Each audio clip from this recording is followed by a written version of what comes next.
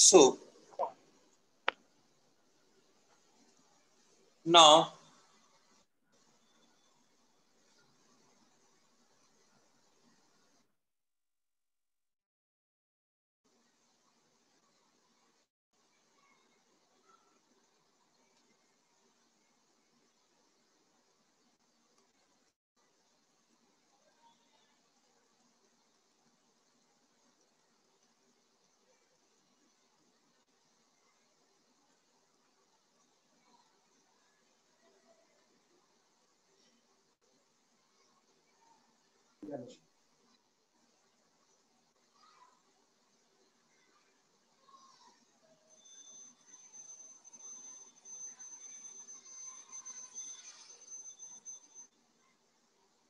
so now let us evaluate the entropy change of different system.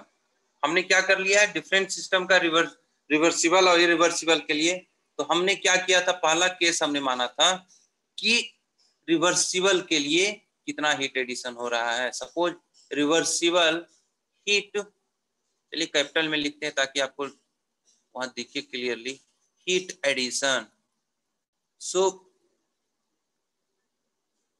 reversible heat addition, what we are going to do, suppose there is the system and the heat is being added। तो ये जो heat added है वो क्या हो जाता है, हम लोग एज्यूम करते हैं क्या, heat added to the system is positive। so अगर रिवर्सिबल है तो ds will be equal to dq upon t and this ds will become, since dq is positive so this ds will become positive। इसका मतलब क्या हो गया कि ds greater than 0 और s2 माइनस s1, अगर प्रोसेस 1 से 2 गया है तो क्या हो जाएगा, entropy s1 to s2 minus s1। इसका क्या मतलब हुआ कि रिवर्सिबल हीट एडिशन में एंट्रोपी क्या होता है, इंक्रीज करता है। एंट्रोपी क्या होगा, इंक्रीज करेगा। यानी हम इसको क्या लिख सकते हैं कि entropy of a system, entropy of a system increases when heat is added in reversible manner. अगर हम रिवर्सिबल मैनर में हीट को किसी सिस्टम में ऐड करेंगे तो एंट्रोपी क्या होगा, बढ़ेगा। एंट्रोपी बढ़ेगा, एंट्रोपी बढ़ेगा, एंट्रोपी बढ़ेगा।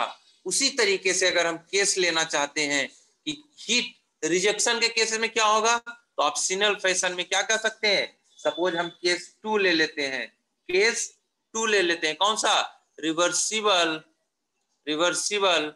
Heat rejection, reversible heat rejection.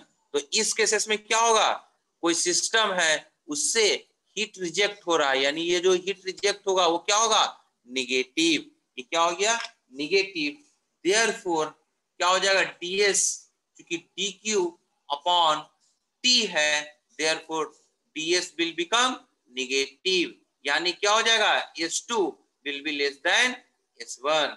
इसका मतलब क्या हो जाएगा, इसका स्टेटमेंट फिर से लिखना चाहे तो entropy of a system, entropy of a system decreases when heat is rejected or removed, rejected in reversible manner, reversible manner। ये हमारा हो गया हीट रिजेक्शन और हीट एडिशन के केसेस में। अब आते हैं केस 3, थर्ड केसेस में। ये दोनों क्या था, रिवर्सिबल। थर्ड केसेस में आते हैं। अगला कौन सा रिवर्सिबल, हमने reversible adiabatic process, reversible adiabatic process, reversible adiabatic process. तो क्या होगा, ds, ds इक्वल टू क्या होता है, dq अपॉन टी। और हम जानते हैं कि रिवर्सिबल में क्या होता है, dq, सॉरी एडियाबेटिक में dq equal to 0, therefore ds will become 0, मतलब s2 minus s1 equal to 0, यानी s2 will become s1, s2 will become s1। इसका मतलब क्या हो गया, एंट्रोपी सेम है, एंट्रोपी कांस्टेंट रह गया। तो ये क्या कांस्टेंट रहा, एंट्रोपी, एंट्रोपी। अब जैसे आइसोथर्मल को क्या बोलते थे, जहां पे टेम्परेचर या आइसोथर्मल मतलब, या आइसोबारिक का मतलब, आइसो मतलब सेम जनरली सेंस है, तो यहाँ पे भी क्या हो गया, एंट्रोपी सेम रह रहा है, जिसको हम लोग बोलेंगे आइसो प्लस एंट्रोपी। एक वर्ड आ जाता है आइसेंट्रोपिक। कौन सा word, isentropic, isentropic, isentropic, isentropic. मतलब हम क्या लिखेंगे कि रिवर्सिबल, आइसेंट्रोपिक का मतलब क्या हो गया, रिवर्सिबल एडियाबेटिक प्रोसेस, और reversible adiabatic, reversible adiabatic process is always, always isentropic process, isentropic process, process. A reversible adiabatic process is always isentropic process। अब बताइए इस केसेस में, तीनों केसेस हम रिवर्सिबल लिए हैं, तो क्या ऑब्जर्वेशन आपका है, बताइए, कोई ऑब्जर्वेशन कर सकते हैं, एक ऑब्जर्वेशन तीनों को मिला करके। देखिए पहला के केसेस में जब हम रिवर्सिबल प्रोसेस होता है, जब पहला के केसेस में हमारा रिवर्सिबल प्रोसेस था, तो एंट्रोपी क्या हो रहा था, इंक्रीज किया, दूसरे में डिक्रीज किया, और तीसरे में कांस्टेंट रहा। इसका क्या मतलब है कि जब रिवर्सिबल प्रोसेस होगा, जब कोई रिवर्सिबल प्रोसेस होगा, तो उसका एंट्रोपी इंक्रीज कर सकता है, डिक्रीज कर सकता है, या कांस्टेंट रह सकता है। तीनों केसेस पॉसिबल है। So we can make an statement as, कि हम लोग क्या कर सकते हैं, हम लोग क्या लिख सकते हैं कि entropy of a system, entropy of A system can increase, decrease, increase भी कर सकता है, डिक्रीज कर सकता है, और रिमेन क्या होगा, कांस्टेंट। इन किसमें, in a reversible, reversible process, reversible process. किस पे ये डिपेंड करता है कि क्या हीट ट्रांसफर का नेचर क्या है, क्या ये हीट ट्रांसफर ऐड हो रहा है, क्या ये हीट ट्रांसफर रिजेक्ट हो रहा है, या कोई हीट ट्रांसफर नहीं हो रहा है। Depending on, depending on heat transfer, depending on heat transfer. Please note it down here, note it down. इसके बाद हम लोग इरिवर्सिबल प्रोसेस का एंट्रोपी चेंज हम लोग इवैल्यूएट करेंगे। यहां तक लिख लीजिए।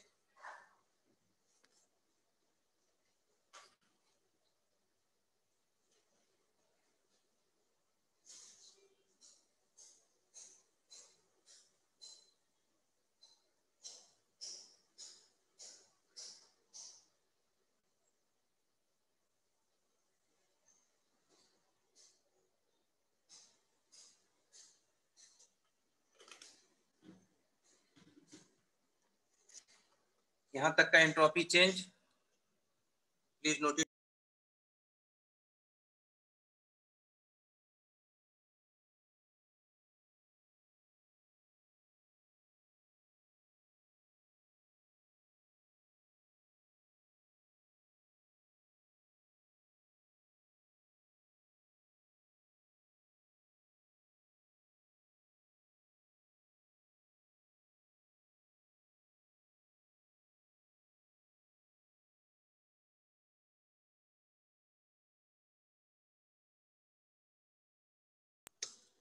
इसको मिटाऊं, नया फ्रेश पेज में जाए, या लिखना अभी और टाइम चाहिए?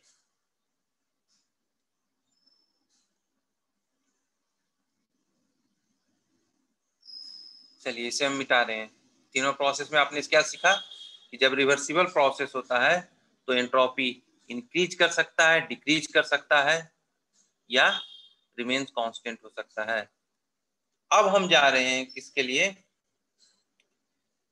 अब हम सीखेंगे केस, अगला कौन सा? Entropy change, entropy change for a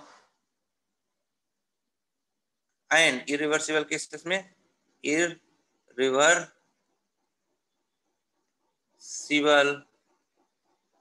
process.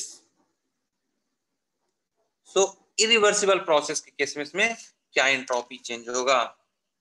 हम जानते हैं कि for irreversible process ds is always greater than, entropy change is always greater than dq upon t for irreversible।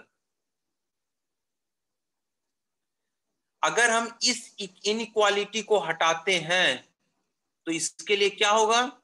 कुछ एडिशन, एक टर्म लाना पड़ेगा, dq upon t irreversible plus एक आ जाता है एंट्रोपी जनरेशन। एक कुछ टर्म इनइक्वालिटी को हटाने के लिए ये क्या हो रहा है? Entropy generation, entropy generation, entropy generation, entropy generation, entropy generation. So ये जो एंट्रोपी टर्म आया, this is called as entropy generation. और ये हर हाल में पॉजिटिव होना चाहिए कि निगेटिव होना चाहिए कि जीरो होना चाहिए? ये हर हाल में क्या होना चाहिए? अगर इस इक्वालिटी को ट्रू होल्ड होना है तो ये हर हाल में क्या होना चाहिए? पॉजिटिव होना चाहिए। निगेटिव होगा तो ये इनइक्वालिटी नहीं होल्ड कर पाएगा, लेस देन हो जाएगा, और अगर जीरो हो जाएगा। देयरफॉर ये जो क्वांटिटी है वो हर हाल में पॉजिटिव होना चाहिए। और ये क्वांटिटी कब पिक्चर में आया? जब प्रोसेस क्या है? इरिवर्सिबल हो रहा है, इरिवर्सिबल हो जा रहा है। देयरफॉर ये सिर्फ क्वांटिटी है जो डेल एस जेनरेशन, इसको क्या बोलते हैं? एंट्रोपी जनरेटेड बोलते हैं। ये इसका एग्जिस्टेंस सिर्फ इरिवर्सिबल साइकिल या इरिवर्सिबल प्रोसेस में होता है। Irreversible process, irreversible process, and it must be a positive quantity,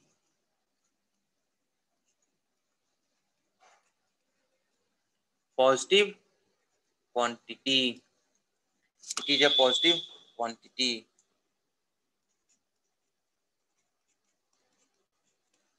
ठीक है?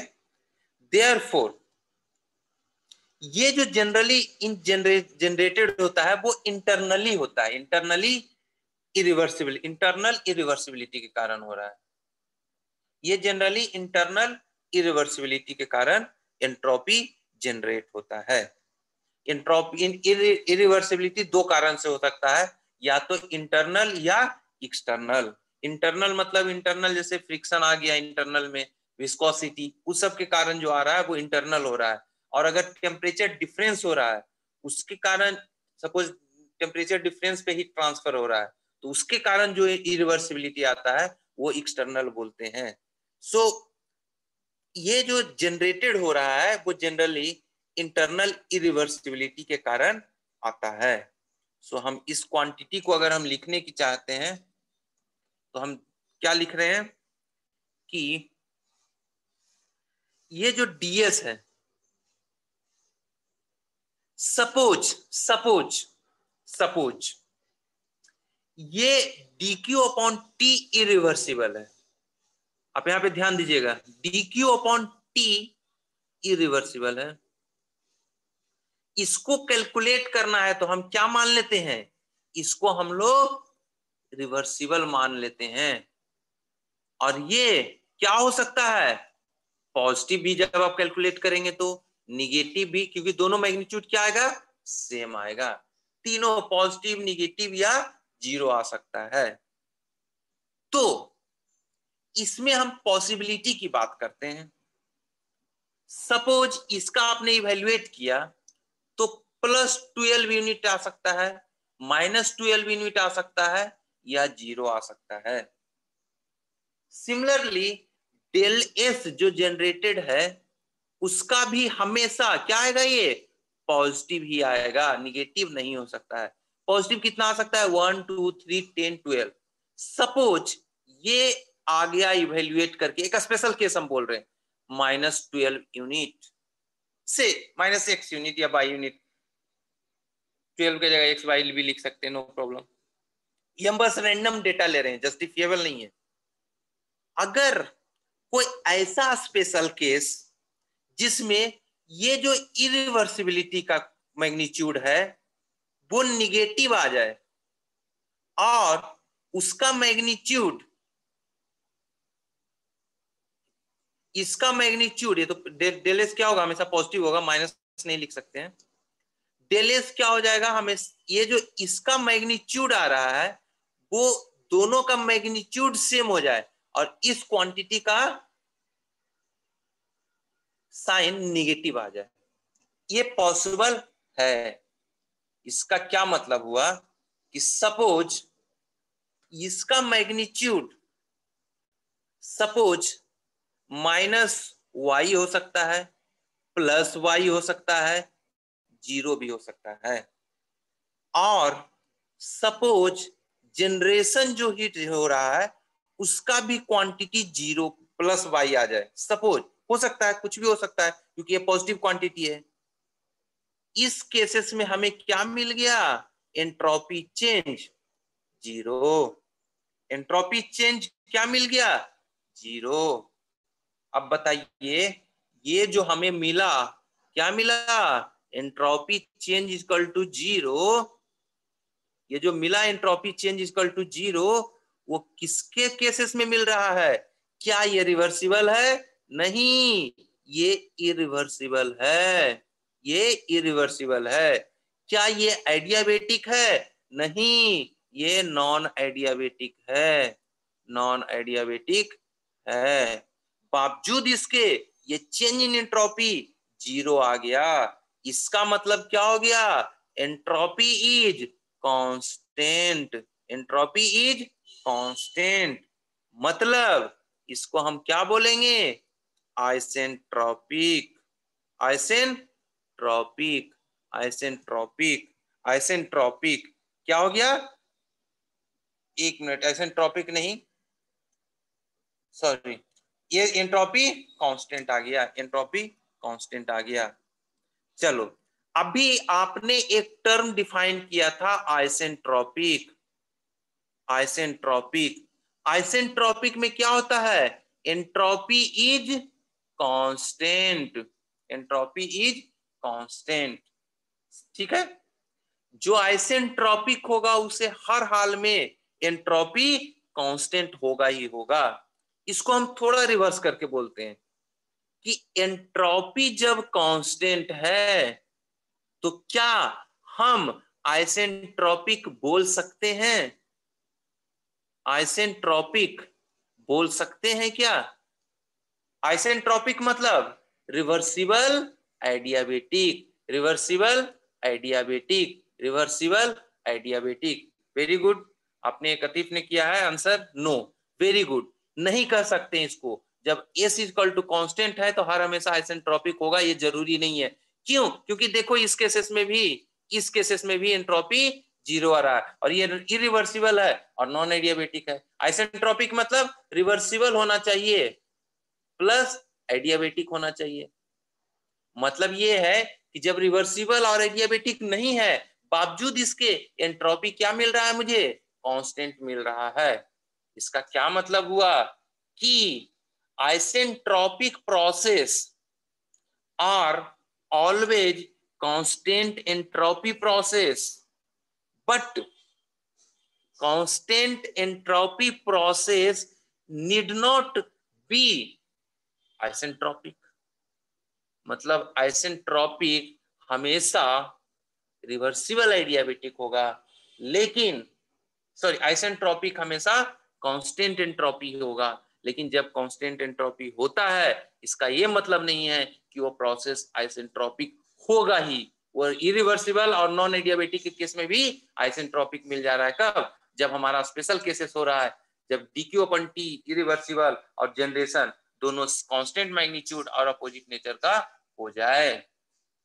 देयरफॉर हम यहाँ पे क्या स्टेटमेंट बना सकते हैं? नोट डाउन करके लिख सकते हैं कि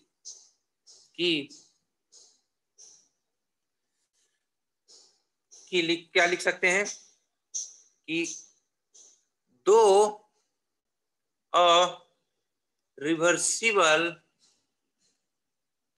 एडियाबेटिक process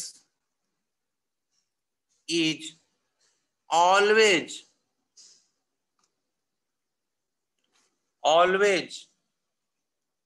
क्या होगा? Isentropic. Reversible adiabatic is always, okay हम कुछ उल्टा तो नहीं बोल दिए?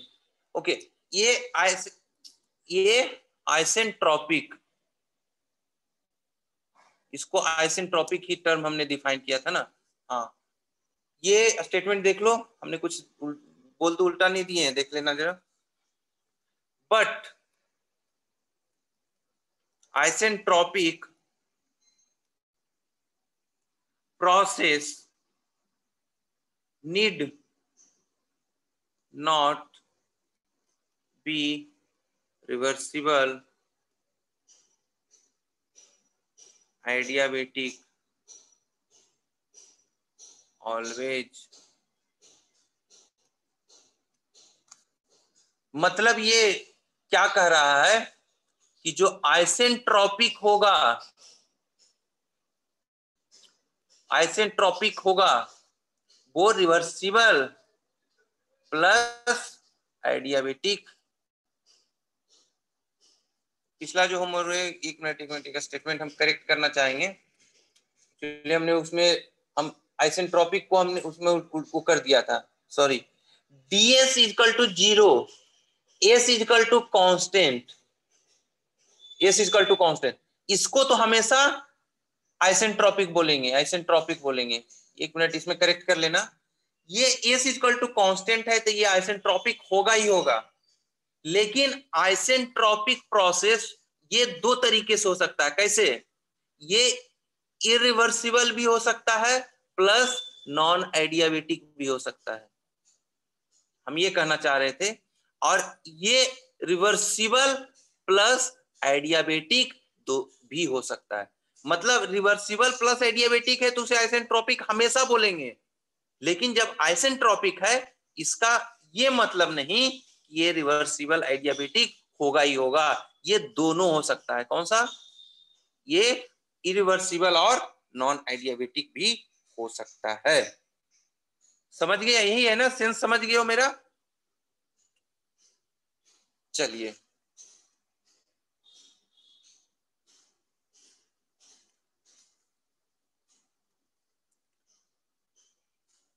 अब इसमें एक स्टेटमेंट हम बना देते हैं। हेलो, क्या? लिखना बोलो। तो सर अभी नहीं, वो नहीं लिखने की जरूरत नहीं था, वो लिखने की जरूरत नहीं था। अब ये स्टेटमेंट देख लो ना, हमने उसी को समझाने के लिए बोल दिए थे। ये स्टेटमेंट इतना लिख लो। इसमें लिखा हुआ है Though a reversible adiabatic process is always isentropic, but isentropic process need not be reversible adiabatic. इतना ही लिखिए, वो तो हम समझाने के पर्पस के लिए बोल रहे हैं, आप माइंड में बैठ गए हैं तो उसको आप वो हम अंडरस्टैंडिंग के लिए जो जो लिखना होता है वो हम देखिए आपको हम छोड़ देते हैं लिखने के लिए। उसके बाद स्टेटमेंट हम बना लेते हैं, कुछ चीजें हम समझाने के लिए थोड़ा सा इधर उधर लॉजिकल लगाते हैं जो कि नोट्स में जरूरी नहीं है। The process which does not generate any entropy, यानी del S generation will be equal to 0। एक ऐसा प्रोसेस जो जिसमें डेल एस जनरेशन नहीं है, तो बताओ ये क्या हो जाएगा इस केसेस में? अगर हम बताना चाह रहे हैं ds इक्वल टू कितना है, dq upon t plus del S generation. अगर ये 0 हो जाए तो ये बताओ ये इरिवर्सिबल था, तो ds इक्वल टू क्या कन्वर्ट हो गया, dq अपॉन t। तो जैसे ही इक्वालिटी आ गया तो ये क्या हो जाएगा, रिवर्सिबल हो जाएगा। यानी जैसे ही डेल एस इक्वल टू 0 हो गया, जनरेशन एंट्रोपी जनरेशन जैसे ही 0 हो जाएगा तो उस प्रोसेस को हम लोग क्या बोलेंगे, reversible process. The process which does not generate any entropy is a reversible process। मतलब रिवर्सिबल प्रोसेस में कोई भी एंट्रोपी जनरेशन नहीं होता है, कोई भी एंट्रोपी जनरेशन नहीं होता है, रिवर्सिबल प्रोसेस। ठीक है, और अभी इसमें एक और पॉइंट लिख लेते हैं एंट्रोपी जनरेशन पे, कि ये जो एंट्रोपी जनरेटेड होगा वो उस पाथ पे डिपेंड करेगा जिसको प्रोसेस फॉलो करता है। मतलब क्या हो गया कि एंट्रोपी जनरेशन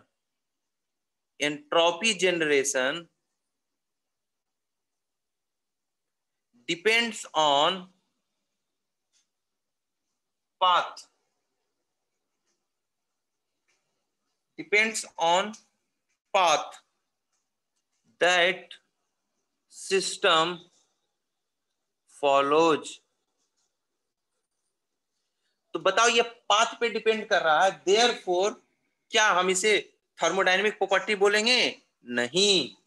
सो क्या हो जाएगा, del S generation is not a thermodynamic property, not a thermodynamic property। Please note it down. I am waiting for 1 or 2 minutes to sir इसका let you स्टेटमेंट know। फिर से क्लियर कर दीजिएगा एक बार, कैसे कैसे क्या क्या क्या जो स्टेटमेंट है ना sir, S is equal to constant when it is isentropic process, तो isentropic process कब चलो होगा इसको जब इसको लिख लो। हाँ इसको लिख लो, हम फिर से हम इसको बना देंगे। पहले लिख लीजिए फिर हम उसको दोबारा हम उसको एक्सप्लेन कर देंगे। आप लिख लीजिए, आप लिख लीजिए इसको पहले।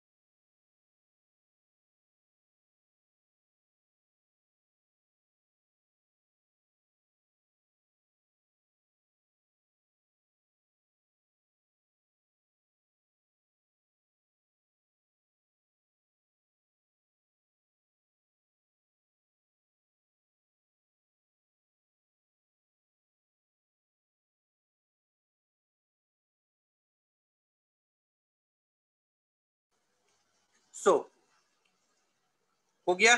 अब हम इसमें कर रहे हैं कि हम इसको मिटा रहे हैं।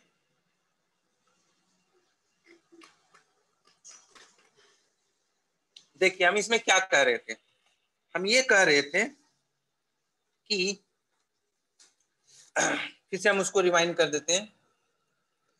जब एंट्रोपी इज कांस्टेंट है, इस प्रोसेस को हम लोग क्या बोलते हैं, आइसो प्लस एंट्रोपी, मतलब isentropic. Isentropic, iso plus entropy, isentropic. मतलब क्या है कि आइसेंट्रोपिक प्रोसेस मतलब एंट्रोपी कांस्टेंट। तो ये जो एंट्रोपी कांस्टेंट हमने एक पढ़ा था कि reversible adiabatic will have isentropic process, essentially isentropic process। चलो इसको हम लोग क्या कर देते हैं, इसमें क्या होगा, S इज कांस्टेंट, मतलब क्या होगा, ये आइसेंट्रोपिक प्रोसेस हम इसको बोलेंगे, आइसेंट्रोपिक प्रोसेस। लेकिन एक और हमने पढ़ा था कि irreversible non adiabatic, non adiabatic, adiabatic कब, जब जब क्या था कि D Q over T minus D Q over T किसके लिए, इरिवर्सिबल के लिए, is equal to del S generation. अगर ये कंडीशन फुलफिल करता है उस केसेस में भी एंट्रोपी कांस्टेंट आता है। मतलब ये क्या हो गया, आइसेंट्रोपिक प्रोसेस हो गया।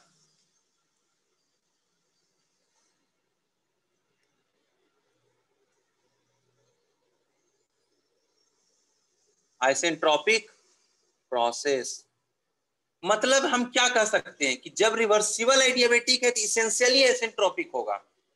इरिवर्सिबल नॉन एडियाबेटिक जब ये कंडीशन है तब वो आइसेंट्रोपिक हो जाएगा। मतलब ये है कि अगर कोई बोल दे कि प्रोसेस आइसेंट्रोपिक है तो आइसेंट्रोपिक है, तो इसका क्या मतलब हुआ, इसका मतलब हो गया कि एंट्रोपी कांस्टेंट है। लेकिन इसका ये कतई मतलब नहीं होगा कि ऑलवेज रिवर्सिबल सिबल आइडियाबेटिक ही होगा, ये रिवर्सिबल आइडियाबेटिक ही होगा, ये हम कहना गलत होगा। आइसेंट्रोपिक मींस हमेशा रिवर्सिबल आइडियाबेटिक होगा, ये हम नहीं कह सकते हैं। सो समझ गए, समझ गए।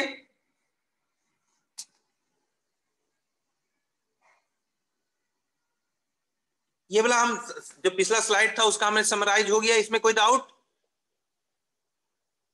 कोई डाउट नहीं है, कोई डाउट है तो बोलिए। चलिए ठीक है, कोई डाउट नहीं है। तो अब हम इसको और एक दूसरे तरीके से इसको हम नोट डाउन आप कर दीजिए, हम उसके बाद मिटा रहे हैं इसको। सो हम अगला अब आ जाते हैं, जो हमने बोला है वो हम समराइज करने के फॉर्म में एक स्लाइड में हम लिख दे रहे हैं कि आइडियाबेटिक जो प्रोसेस होगा, आइडियाबेटिक प्रोसेस क्या हो सकता है, डी क्यू इक्वल टू 0 होता ही है।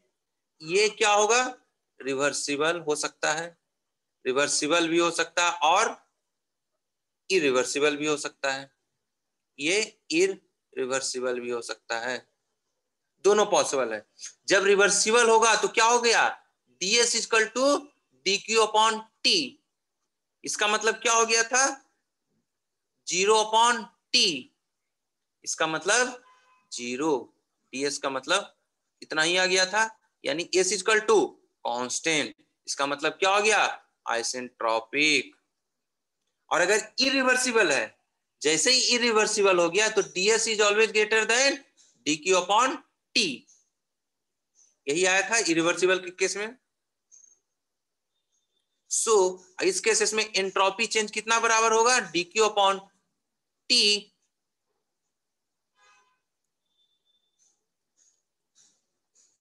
ds will become dq upon t irreversible plus del s generated, del s generated।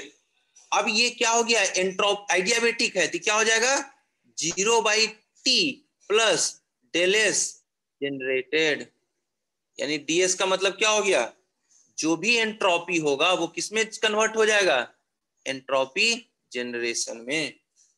यानी ये हमेशा क्या होता है, ये क्या होगा, पॉजिटिव क्वांटिटी है, therefore it is always greater than zero. ये ऑलवेज ग्रेटर देन जीरो मतलब क्या हो गया, non isentropic, non isentropic, non isentropic. मतलब आइडियाबेटिक जब रिवर्सिबल है तो आइसेंट्रोपिक, जब इरिवर्सिबल है तो नॉन आइसेंट्रोपिक है। So we can note it down, please आप नोट डाउन भी करते जाइएगा क्योंकि इसका टाइम खत्म हो जाएगा। सो आइडियाबेटिक प्रोसेस से समराइज कर लेते हैं ताकि ये टॉपिक ही खत्म हो जाएगा। Is isentropic only if it is reversible। if adiabatic process is irreversible, क्या होगा, it must be non isentropic. ये सब जब साइकिल पढ़ेंगे वहां पे ये सब कंक्लूजन बहुत यूजफुल होता है, ठीक है। उसके बाद और क्या हमने किया है कि entropy, please note it down, change is, क्योंकि 1 मिनट के आसपास बचा है time, due to external interaction. जैसा हमने बोला था कि ये जो एंट्रोपी जो चेंज होता है वो एक्सटर्नल या इंटरनल इरिवर्सिबिलिटी के द्वारा हो सकता है, एंड इंटरनल इरिवर्सिबिलिटी। सब जो हमने बोला है बस उसी को हमने नोट डाउन कर रखे हैं।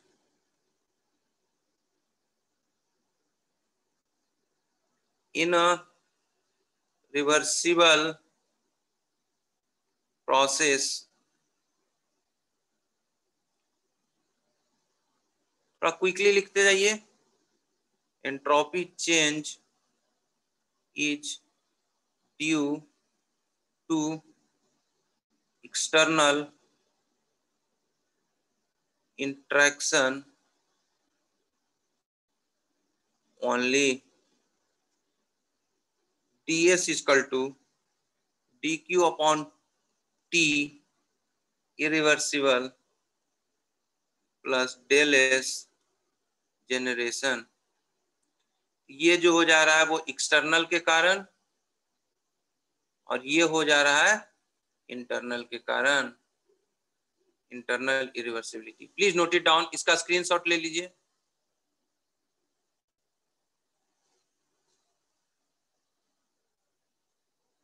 जो हमने बोला था वही को समराइज कर लिए हैं, उसी को हमने समराइज कर लिया है।